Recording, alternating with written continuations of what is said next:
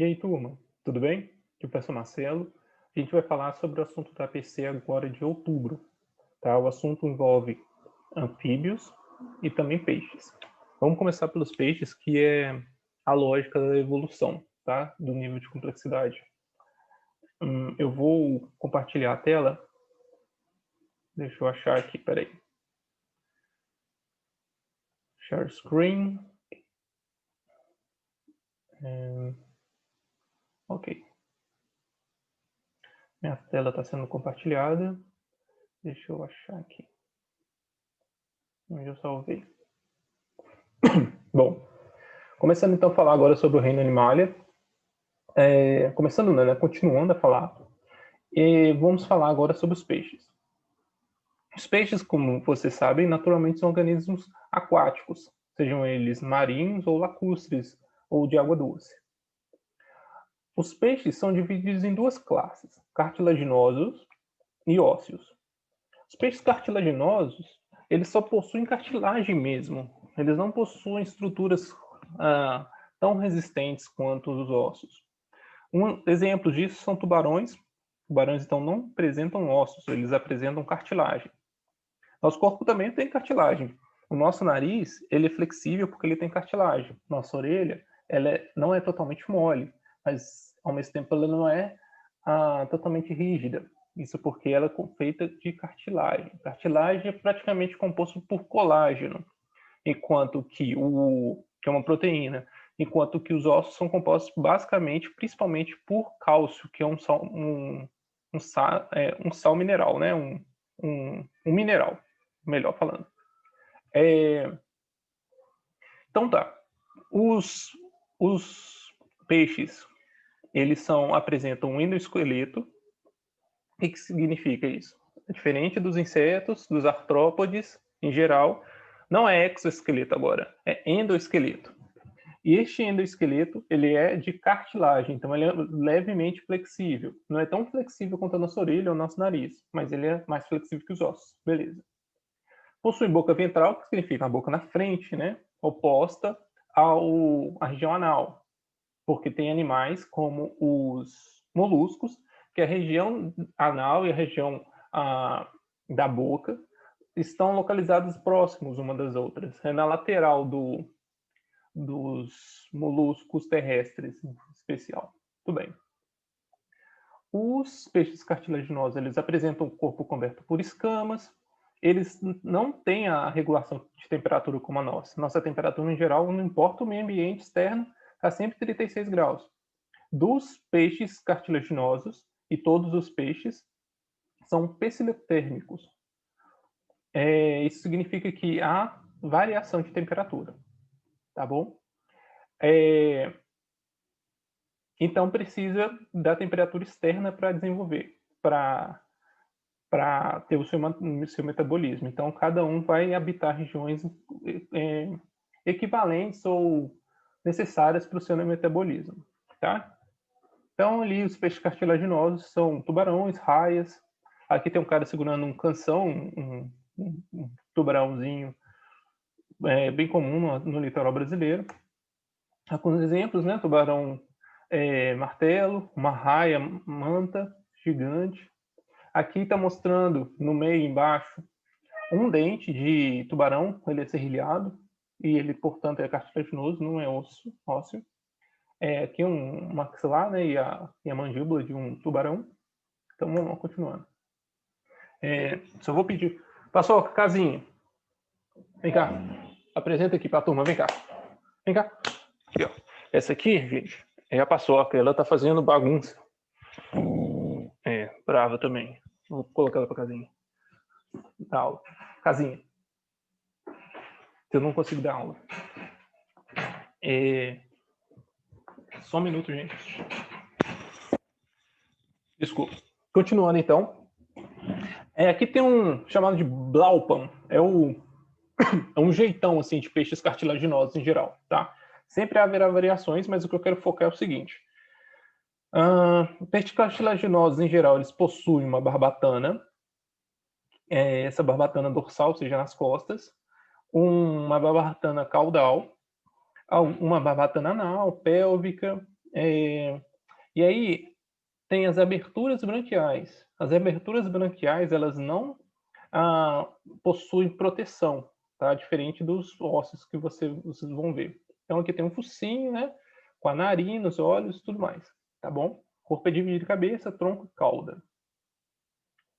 A fisiologia em questão do sistema nervoso, os tubarões apresentam uma característica interessante, que é chamada de ampola de Lorenzini, que é uma detecção de campo elétrico que é bem na base, na frente do focinho. E aí essa variação de campo elétrico é causada por atrito dos organismos na água e eles conseguem perceber isso. Os peixes ósseos e os cartilaginosos apresentam uma chamada de linha lateral, que é uma região na lateral mesmo do corpo que detecta as vibrações na água. E claro que o tubarão tem um olfato extremamente desenvolvido e outros peixes cartilaginosos também. Tá? Eles conseguem detectar o cheiro de sangue na água por milhares de metros. Aqui mostrando um pouco como funciona a cópula de tubarões, um jeito bem estranho. Aqui está mostrando um ovo de tubarão, tá? É assim. Ele não tem uma casca rígida, ele é mole e parece uma semente, sei lá. É bem estranho, eu já vi. Beleza. Aqui, ó, o tubarão tem 2 pênis. Esse também é interessante. Chama de clasper. Né? Não é pênis em geral, mas é uma região peniana. Beleza. Agora indo para os peixes ósseos. Os peixes ósseos, agora então, naturalmente, eles apresentam um endoesqueleto composto por osso, por cálcio, é rígido, por mineral. As brânquias possuem um opérculo. O opérculo nada mais é do que uma proteçãozinha. Aqui você consegue ver um peixe.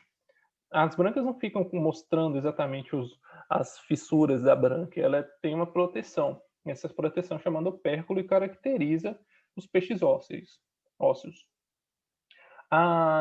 Os peixes ósseos também, diferente dos cartilaginosos, apresentam o chamado de bexiga nadatória. A bexiga nadatória ela é importante porque ela regula a quantidade de ar ou de água, permitindo com que o peixe ou suba ou desça. Eles são também pecilotérmicos, ou seja, a temperatura varia conforme o ambiente externo. E aqui eu tenho exemplos, né? Um salmão, um baiacu, que é esse peixe aqui que ele infla quando está sendo ameaçado. Tilápia, cavalo marinho, sardinha, tá? Então, um peixe por dentro aqui.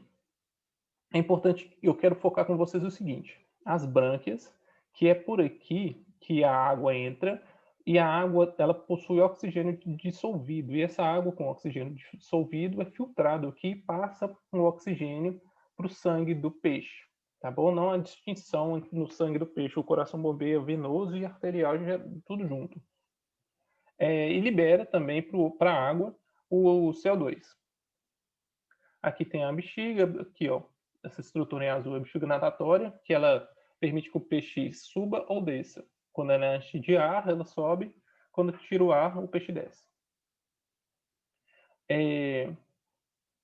Ok, como eu já disse, aqui tem um exemplo de uma bexiga natatória, tá vendo? É um balãozinho.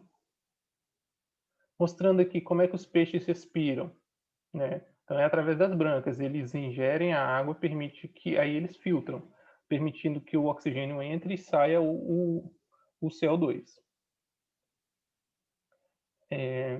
Continuando. Aqui existe uma característica interessante, que é uma transição do peixe do ambiente aquático, de um animal que está na fase intermediária, do ambiente aquático para o ambiente terrestre. São chamados de peixes pulmonares. Apresentam pulmão e também brânquias. E por isso eles conseguem respirar, de certa forma, fora da água. E estão dando pequenos espaços procurando outras regiões. Eles não são presos aos lagos nos quais eles vivem. Então, isso é bem interessante. Bom, seguindo aqui para os anfíbios. Gente, tudo que eu estou falando, eu estou falando brevemente para fazer um resumão para vocês, tá? Qualquer dúvida, vocês me falam e tem também no livro todo esse assunto que eu estou comentando com vocês. Os anfíbios agora, eles já são uma transição bem firmadas sobre o ambiente aquático para o terrestre. São os anfíbios que causaram, que são característicos dessa transição, porque os anfíbios eles passam parte da sua vida no ambiente aquático e parte de sua vida no ambiente terrestre. Inclusive, vocês já devem ter visto os girinos, que eles apresentam, são a fase inicial de desenvolvimento de um anfíbio, o qual ele apresenta brânquia. Então, os anfíbios apresentam brânquias, já quando entra na fase adulta, perdem essas brânquias e a respiração se torna-se cutânea e pulmonar. Vou falar um pouco para vocês. E aqui fala, olha, que diferença existe entre um sapo adulto e um girino? Eu vou falar para vocês. E qual que é a diferença que estão relacionadas aos ambientes no qual eles vivem? Vamos comentar sobre este assunto. Então, o registro fóssil de evolução dos anfíbios data de 400 milhões de anos. Mais ou menos nesse período que foi começado a perceber os primeiros anfíbios. Tá? São organismos bem antigos. E aqui tem um esqueleto de um sapo. Bem interessante. Como é que o cóccix é bem alongado e as costelas vão até a base da bacia, diferente da gente. Aqui está mostrando, então, os anfíbios, uma ilustração esquemática dos anfíbios primordiais que habitavam o planeta terrestre, o planeta Terra antigamente, habitando o ambiente terrestre. E aqui eu tenho uma fisiologia do sapo. O sapo, e em geral os anfíbios, na fase adulta, eles apresentam a respiração pulmonar, ou seja, o ar entra nas suas vias aéreas, nas suas narinas, vão para os seus pulmões, nos seus pulmões acontece a filtração do oxigênio e liberação do CO2. Porém, os pulmões dos sapos não são tão desenvolvidos a ponto da quantidade de oxigênio que eles conseguem absorver tornem suficiente para eles realizarem suas funções diárias. Eles precisam complementar a quantidade de oxigênio pela absorção da pele. E é por isso que os sapos, anfíbios em geral, têm a pele viscosa, brilhosa, porque eles precisam desta respiração cutânea pele, tá? Então, a pele absorve o oxigênio e também libera CO2 na atmosfera. E a água, o muco nessa pele, facilita essas trocas gasosas. Então, os pulmões dos anfíbios não têm área suficiente para absorver todo o oxigênio necessário, por isso sua pele é bem lisinha, fina e úmida, está adaptada à respiração. Na fase larval, como eu disse, os girinos fazem a respiração branquial, como os peixes e tubarões. Quando os animais se tornam adultos, essas brâncas vão desaparecendo. Aqui, diferente dos peixes de água, tem uma diferença, uma distinção entre sangue venoso e sangue arterial, um coração tricavitário, não é perfeito, assim, não é tão distinto e tão separado quanto os mamíferos e aves, mas já é um salto evolutivo que aumenta a disponibilidade de oxigênio e a organização deste organismo. Bem, todos os anfíbios são carnívoros, ou seja, se alimentam de outros organismos não autótrofos, e eles, para caçar suas presas em geral, eles têm uma língua musculosa que eles projetam e com muco bem pegajoso na ponta e serve para estilingar assim a sua presa. Assim como os peixes, os anfíbios, a temperatura do corpo varia de acordo com a temperatura do ambiente. Então, eles são ectotérmicos, piscilotérmicos. Bom, o sistema nervoso dos anfíbios são o seguinte, basicamente. Eles têm os olhos, ouvidos, narinas, boca e pele, igual a gente. E assim vai seguindo também para todos os outros vertebrados. Tá? O que os peixes, e principalmente os peixes cartilaginosos, são a presença da ampolas de Lorenzini e também a presença da linha lateral. Isso vai perdido com os outros vertebrados. A reprodução dos anfíbios, isso é importante vocês perceberem que isso cai geralmente em prova. parecem que eles estão copulando aqui com uma fecundação interna, ou seja, penetração do pênis na vagina da fêmea. Mas não, isso não é o que acontece como ocorre com os mamíferos, aves e répteis. Não, isso daqui é o macho, ele aperta a fêmea, e a fêmea, ao ser abraçada e apertada, ela ejeta os seus óvulos, e aí o sapo ejeta em cima desses óvulos os seus espermatozoides. Isso, portanto, não acontece dentro do corpo da fêmea. Logo, essa fecundação ela é externa, aparentemente interna, mas, como eu disse e expliquei, ela é externa. E também vai depender da água, tá? Porque os girinos vão nascer na água e precisam da água para sobreviver, e além disso, os ovinhos gerados nessa fecundação não possuem casca dura, então eles têm que estar sempre úmidos para conseguirem respirar. Estou mostrando aqui um ciclo, né? O macho aqui apertando a fêmea, e aí concomitantemente os espermatozoides e os óvulos sendo projetados, e no ambiente externo, formando um zigoto, o óvulo agora fecundado, um embrião, e o embrião desenvolve formando ali o girino, e o girino, com o passar do tempo, sofre sua metamorfose ao completar, sendo que são duas características importantes. Os girinos apresentam cauda e respiração branquial. Já os adultos não apresentam cauda nem respiração branquial mais. Há exceções, eu vou falar também. Tá aqui mostrando um pouco dos girinos, né? Bem pequenininhos, essa metamorfose com a perninha aqui, depois já com duas perninhas, e é bem legal acompanhar. Vocês podem dar uma pausa e dar uma olhada aí. Aqui só está falando sobre as diferentes ordens dos anuros, ou melhor, dos anfíbios. Anuros é sapos, rãs, pererecas, tá? E aí eles têm esses jeitões aqui, não apresentam cauda, com a pele. Os sapos têm a pele menos viscosa do que pererecas e rãs em geral. Aqui eu tenho os urodelos, que são as salamandras. Elas, ao contrário dos sapos, não perdem a sua cauda na fase adulta. Tá? Não tem salamandra no Brasil, eu acho. Se tem, são pouquíssimas. E os gimnofionas, ou ápodes, parecem chamados de cobras sérias. Elas são anfíbios, tá? Pela sua fisiologia, anatomia interna. Você consegue ver pequenas perninhas aqui, elas sofrem também metamorfose na sua vida, ao longo da sua vida. E são terrestres, vivem debaixo do solo e também precisam de ambientes úmidos e escuros para sobreviverem. Aqui tem algumas defesas dos anfíbios. Anfíbios, em geral, eles possuem veneno, mas o veneno não serve para ataque, é somente para defesa. E, em geral, os anfíbios com veneno, eles são coloridos, bem coloridos, que é um tipo de estratégia evolutiva para falar assim, eu sou perigoso, tá? Então, eu tô me mostrando porque eu não tenho medo, eu sou perigoso. Mais ou menos essa é a ideia. E de fato, o veneno é extremamente mortal. Outras as formas de defesa são camuflagem. Tem anfíbios que são muito parecidos com folhas de serrapilheira, essas folhas secas que ficam no chão. Então tá. E aí os sapos, em geral, aqueles sapos têm umas verrugas nas costas, que são glândulas de veneno. E esse veneno, o princípio ativo é a bufotoxina.